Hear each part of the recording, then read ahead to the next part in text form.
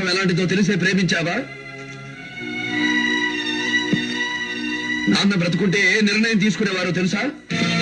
బొబ్బిలి యుద్ధంలో శత్రువుల తలలు తెగ నరికి విశ్రాంతి తీసుకుంటున్నా. ఈ కత్తితో కూతురని కూడా చూడకుండా తల నరికేవారు. తరతరాలుగా వస్తున్న బొబ్బిలి వంశ ప్రతిష్ట మట్టి పాలు కాకుండా నిన్ను మట్టిలో కలిపేవారు. ఏం చూస్తావు? మూతి మీద మీసం పొడిచి 3 ఏళ్ళు దాటినట్టు లేదు. మాటలు మాత్రం కోటలు దాటుతున్నాయి. కానీ ఒకటి మాత్రం నిజం, నువ్వు నాకు కష్టం తగ్గించావు. అందరూ వయసు వచ్చాక ఉద్యోగం వెతుకుంటూ వస్తారు, నువ్వేంటి చావు వెతుకుంటూ వచ్చావు? చావు ఇచ్చుకోవడానికి కాదు, ఉచ్చుకోవడానికి వచ్చా. ఆఖరి ఛాన్స్ ఇస్తున్నా. నువ్వు వాడు వచ్చి మా నాన్న కాళ్ళ మీద తలపెట్టి తప్పైందని ప్రాణభిక్ష వేడుకోండి, వదిలేస్తా. నువ్వేంట్రా వదిలేది? అరచేయి తెరిచి చరిస్తే ఆకాశంలో పగలే చుక్కలు కనిపిస్తాయి.